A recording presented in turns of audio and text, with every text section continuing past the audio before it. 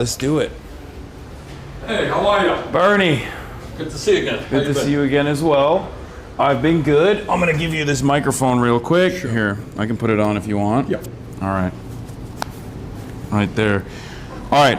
So, the last time we talked, it was at the oligarchy tour. I remember it was in Las Vegas. Yeah, in Nevada. Yep. And we didn't have a lot of time. We don't have a lot of time today, too. You're a very busy guy. You're all around the country. You're touring. You're going everywhere. And today you're going to be talking about taxing the billionaires, something that you're very fond of, something that you've been talking about for quite a while. And before we get started, last time I was supposed to give you a Japanese Communist Party pin that I got in Japan, and I still forgot to bring it today. So I'm instead going to give you. Do you know what this is? Nope. An evil eye. And so I'm going to give that to you. We say, in Turkey, we say nazar, which means like, I'm having a hard time taking this off. All right. Well, you give it to me later. Okay. All right. I don't want to use up the whole 5 minutes here getting your pin off. You're right. So, what are you doing in California? Doing two things, both I think enormously important. Tonight I'll be speaking on this billionaire tax initiative that the unions are bringing forward, and I think it's enormously important. As I'm sure you know, never before in American history have we had the kind of income and wealth inequality that we have right now. Got to deal with that reality. You got 1% owning more wealth than the bottom 93%. You got one guy, Mr. Musk, one man owning more wealth than the bottom 53% of American households. Does that make sense to anybody? And meanwhile, under Trump, these billionaires are becoming richer, and guess what? Many of them pay very little and sometimes nothing in taxes. You probably pay an effective tax rate that is higher based on your income. Oh, definitely. Than the billionaires do. It's insane. And these guys own, increasingly, they own media, there's more concentration of ownership, and they own the political process, making massive campaign contributions. So what this is about is saying to the billionaire class, you know what? Trump gave you and your friends $1 trillion in tax breaks.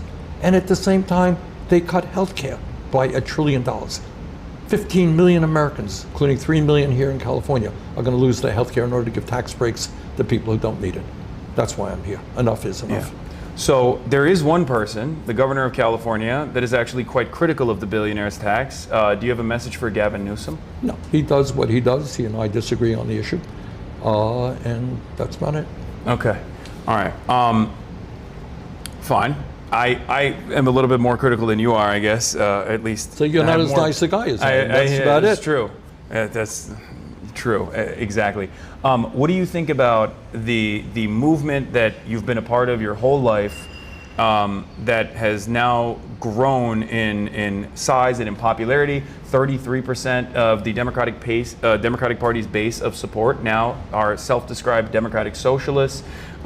There have been electoral victories for the likes of Mamdani's victory in New York and Anelia Mejia's victory in New Jersey. Extraordinary. And great candidates are running all over this country. So to answer your question, I feel very excited about that. And if you ask me why I am optimistic about the future, it is precisely because of great candidates who are coming up, who are prepared to take on the oligarchs. As you know, we did a fighting oligarchy tour, I think in 24 states, 350,000 people came out. Not only Democrats, you got Republicans, you got independents. People are sick and tired of a country where the people on top have it all, while 60% of our people live in paycheck to paycheck. Yeah. I grew up in a family that lived paycheck to paycheck. I know what that's about. People can't afford health care, they can't afford food, they can't afford child care, they can't afford housing. And the rich get incredibly richer. People are saying enough is enough. Do you feel like internally within the Democratic Party there is this resistance from establishment Democrats towards this sort of change? I like to call it the left flank candidates. Is that a serious question? Yeah. Are you asking, is there opposition? Yeah. Yeah, of course there's opposition. Yeah. Of course, that's what the struggle is about. The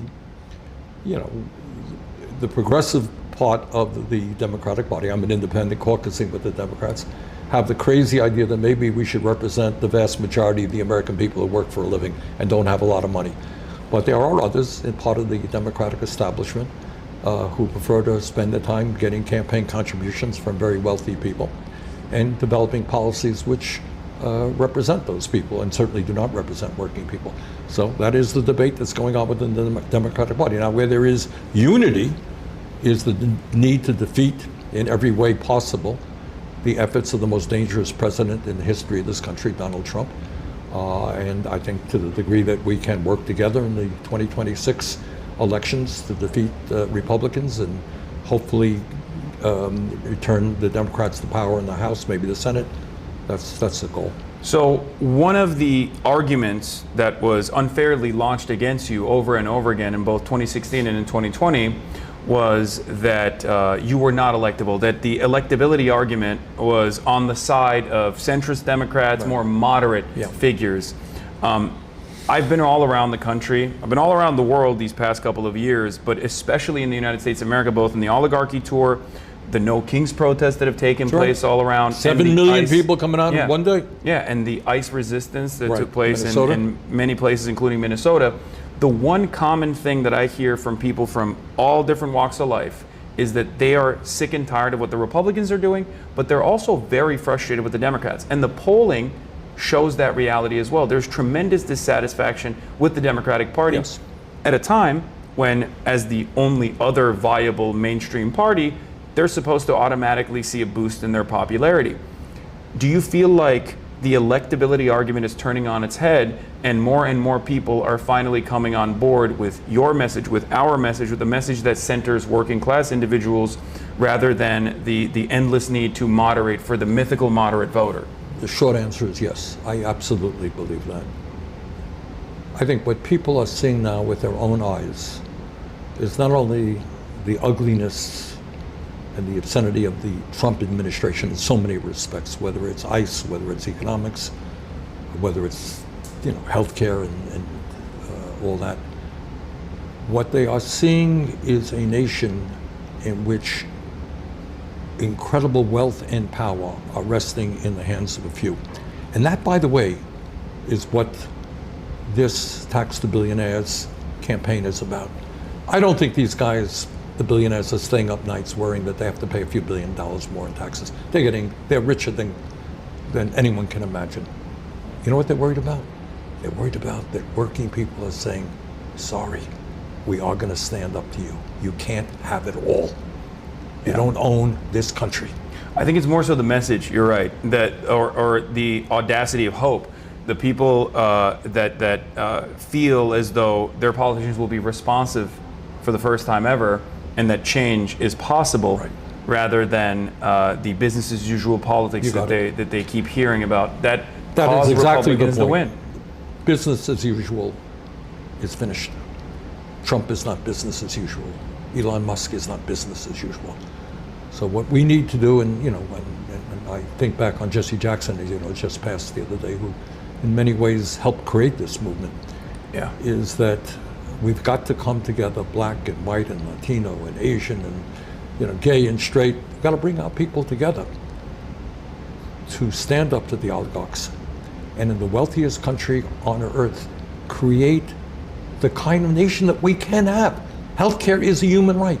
Yes, we can build millions of units of affordable housing. Yeah, we can have the best educational system in the world. We once used to. You know what? Maybe we invest in education, not in ICE. So that's what this whole movement is about, and I am not unoptimistic that we can pull this off. All right? Okay. All right. Let's do it. Thank you. All right. Bernie Sanders. I'm going to take this off and I'll give it to someone on your team so you can get it.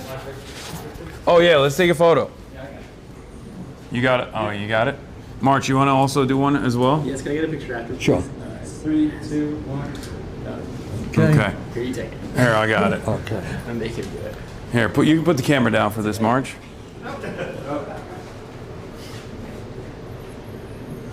All right, I got it. Okay, great. All right, keep up the good work. All right, thank you. Senator, we're going to stay in here for just a minute. He's going to... All right, we'll leave. And you want to go say hi to her? Yeah. Hello. Nice to see you. How you been? Oh, hi. yeah, My of husband course. is a huge fan of yours. Of course. Yeah. All right, let's do it. Okay. So what have you been up to?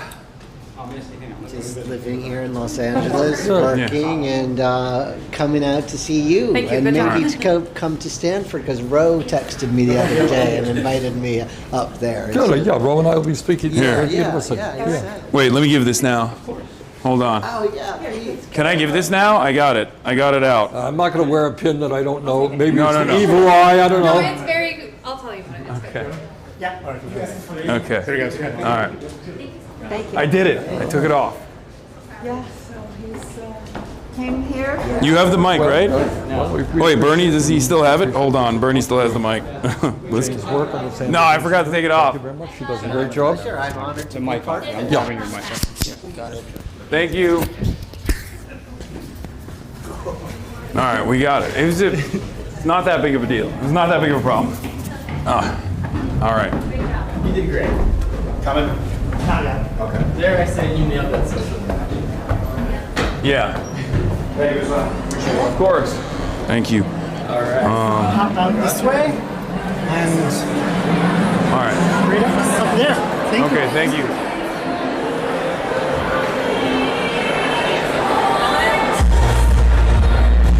All right.